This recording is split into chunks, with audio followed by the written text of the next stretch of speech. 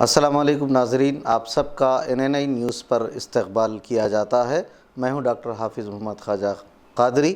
آج کی تازہ ترین خبروں پر نظر ڈالتے ہیں۔ ٹریفک سگنل پر بھیک نہ دیں، سگنل پر بھیک دے کر بھیکمنگوں کی حوصلہ افزائی نہ کریں، ذمہ دار شہری بنیں اور ٹریفک قواعد کی پابندی کریں۔ میں نے ہمیشہ ان لڑکیوں پر لکھا ہے جو پر اعتماد اور ذہین ہوتی ہیں، لیکن آج میں دور قدیم اور دور جدید کے دو راہے پر کھڑا ہوں اور کسی نئی راہ کا متلاشی ہوں۔ دور قدیم سے اگر اس چاند سی لڑکی کے بارے میں لکھوں تو شاید دور جدید تک آتے آتے ایک پوری کتاب تحریر کر دوں، مگر مجھے صرف ایک ہی صفحہ کالا کرنا ہے اور اپنی پوری بات اسی ایک صفحے میں بیان کرنی ہوگی۔ آج جب کہ دنیا چاند پر پہنچ چکی ہے تو ایسے میں لڑکیاں کہاں ہیں؟ میں ایک ایسی لڑکی کی تلاش میں ہوں جو سیاسی میدان میں ایسے ابھرے کہ دنیا اسے عزت سے دیکھے، ایسی لڑکیاں جو تعلیم کے ساتھ ساتھ اپنے اندر موجود تخلیقی صلاحیتوں کا بھرپور مظاہرہ کریں۔ ایسی لڑکی کی تلاش میں گھومتا رہا اور کئی جگہوں کا میں نے انتخاب کیا۔ میرے ذہن میں موجود لڑکی کی تلاش میں ہمیشہ سرگردہ رہا، جہاں ثناخوان تقدیس مشرق زندہ تو تھی لیکن مردوں میں ان کا شمار ہوتا تھا۔ ان کے جذبات تھے نہ احساسات، ایک مشین کی طرح، ایک روبوٹ کی مانند، لوگوں کے اشاروں پر چلنے والی، زندہ ہوتے ہوئے بھی مردہ۔ جو خواتین خود کو مردوں سے برتر کہتی ہیں وہ بھی مردوں کے پیچھے چلتی دکھائی دیں تو مجھے مایوسی ہوئی، حالانکہ مجھے وہاں ساحل لدھیانوی کی فریاد بھی سنائی دے رہی تھی، یہ عصمت کے سودے، یہ سودوں پہ تکرار، ثناخوان تقدیس مشرق کہاں ہیں؟ میری تلاش جاری تھی۔ تلاش و بسیار کے بعد میں کڑپا آندھرا پردیش پہنچا، جہاں پر میں نے سید ثانیہ کو دیکھا جو کہتی ہے کہ مجھے فخر ہے کہ میں ایک آواز ہوں، ایک زندہ لڑکی کی آواز۔ مجھے اپنی آواز کے معنی پر اعتماد ہے۔ لاکھوں لڑکیاں جو بول نہیں سکتی، محض لہو کے گھونٹ پی کر رہ جاتی ہیں، ان کے لیے میری آواز صحرا کی تپتی دھوپ میں تھوڑا سایہ اور دو گھونٹ پانی کے مترادف ہے۔ سید ثانیہ کہتی ہے کہ مجھے اپنی طاقت کا احساس ہوتا ہے جب احساس کمتری میں ڈوبی ہوئی زبانیں میرے سچ سے گھبرا کر انگارے اگلتی ہیں۔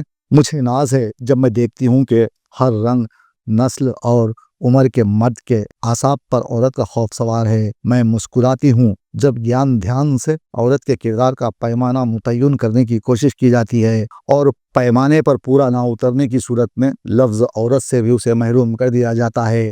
آپ ذرا ثانیہ کی باتوں پر غور کیجیے اور سوچئے کہ یہ بااعتماد لڑکی کس قدر ذہین ہے اور اپنی بات کتنی آسانی سے کہہ جاتی ہے کہ سننے والا حیران ہو جاتا ہے۔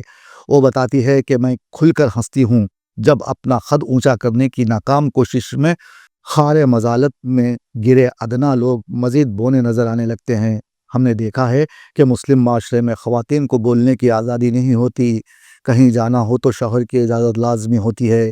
یہ خیال بالکل غلط ہے۔ مسلم معاشرے میں جو حقوق خواتین کو دیے گئے ہیں وہ کسی اور مذہب میں نہیں دیے گئے۔ میں ثانیہ کی باتوں پر مسکرا اٹھا اور سوچنے لگا کہ لڑکی ضرور ایک دن کچھ نہ کچھ کرے گی، اپنے دیش کا نام تو ضرور اونچا کرے گی۔ میں سمجھتا ہوں کہ وہ لاکھوں خواتین جنہیں زبان بندی کا حکم سنایا گیا وہ کیسا محسوس کرتی ہیں۔ میرے لفظوں سے خاص طور پر مرد حضرات کو ہمیشہ شکایت ہوئی ہے۔ میں صرف یہی کہنا چاہتا ہوں کہ عورت کو اس کا حقیقی مقام ملے۔ لڑکیاں تعلیم یافتہ ہو کر ہمارے دیش کی باغ ڈور سنبھالیں۔ آج مجھے جب ثانیہ جیسی لڑکی دکھائی دی تو مجھے اسے دیکھنے کے بعد محسوس ہوا کہ یہ لڑکی اپنی زندگی میں کچھ نہ کچھ اچھا ضرور کرے گی۔ آپ حیدرآباد کی ثانیہ مرزا کو تو جانتے ہیں اور اس کی خبروں کو بڑے شوق سے دیکھتے ہیں، لیکن وہیں دوسری جانب سید ثانیہ ہے جو آندھرا پردیش کی متوطن ہے۔ اسے کوئی یاد نہیں کرتا، اخبارات میں بھی اسے جگہ نہیں دی جاتی، لیکن آپ کو یہ جان کر حیرت ہوگی کہ تیلگو اخبارات نے اسے کور کیا اور بتایا کہ بلند حوصلہ لڑکی سید ثانیہ ہے جس نے آندھرا پردیش کا نام اونچا کیا ہے۔ اگر آپ بھی سید ثانیہ کو نہیں جانتے تو میں آپ کو اس لڑکی سے ملاتا ہوں۔ یہ سید ثانیہ ہے جو کڑپا آندھرا پردیش سے تعلق رکھتی ہے۔ اس لڑکی کو ایک متاثر کن شخصیت کے طور پر انگلش کے علاوہ تیلگو اخبارات نے اپنی خبروں میں شامل کیا، لیکن اردو اخبارات نے سید ثانیہ کو فراموش کر دیا اور کہتے ہیں کہ یہی اخبار اردو کی آبیاری میں اہم کردار ادا کرتے ہیں، لیکن اردو بولنے والے سید ثانیہ کو اپنے اخبارات میں جگہ نہیں دیتے۔ 22 سالہ ثانیہ نے آندھرا پردیش میں خواتین کو با اختیار بنانے کے لیے اپنے عزم کا اظہار کیا اور خواتین کی آواز بن گئیں۔ ثانیہ کو نیشنل یوتھ لیڈرشپ ڈائیلاگ 2025 के लिए एंकर के तौर पर मुंतखब किया गया, जिसकी मेज़बानी 12 जनवरी को दिल्ली में नौजवानों के उमूर वजारत खेल ने की थी। इस तकरीब में वज़ीर आज़म मोदी, मरकज़ी वज़ीर मनसुख मंडाविया, विप्रो के चेयरमैन एस सोमनाथ, नीति आयोग के CEO अमिताभ कांत शामिल थे। नेशनल यूथ पार्लियामेंट फेस्टिवल और दिल्ली में होने वाले सिविल लीडरशिप कॉन्क्लेव में सानिया को मदऊ किया गया, जहां पर सानिया ने अपने ख्यालात का इजहार करते हुए कहा कि ख़वातीन को बाइख्तियार और ख़ुद मुक्तफ़ी बनाना ज़रूरी है। ये तभी मुमकिन है जब लड़कियों को सही समत दिखाई जाए, उन्हें तालीम से जोड़ा जाए। तालीम के ज़रिए वो काबिल ज़िक्र कामयाबी हासिल कर सकती हैं। सानिया ने अपने हल्के की नुमाइंदगी करते हुए इस फेस्टिवल में उम्दा तकरीर की, पार्लियामेंट में ख़वातीन के लिए आवाज़ उठाई और कहा कि इस दुनिया में कामयाबी का राज इत्तेमाद में पिना है। आपके अंदर जितना क़ुव्वत फ़ैसला होगा उतना आप नए उहदे खोलने में कामयाब होंगे।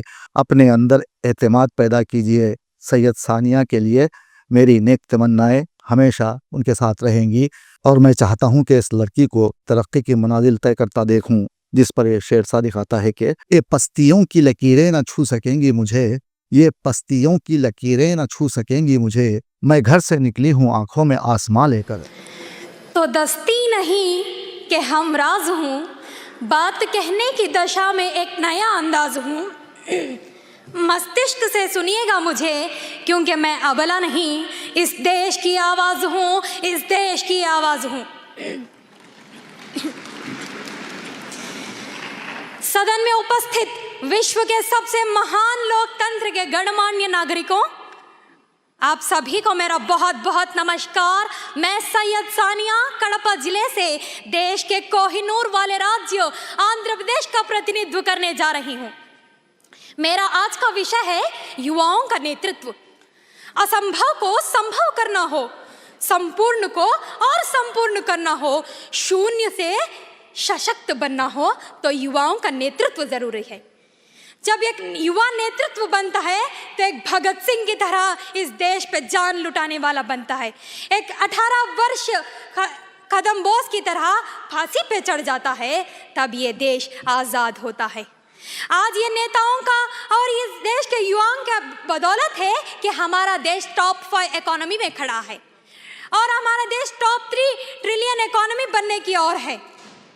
आज का युवा जब दृढ़ निश्चय कर लेता है तो ऐसा कुछ नहीं है जो हासिल नहीं कर पाता, क्योंकि दृढ़ निश्चय के आगे तो पहाड़ तक झुक जाते हैं।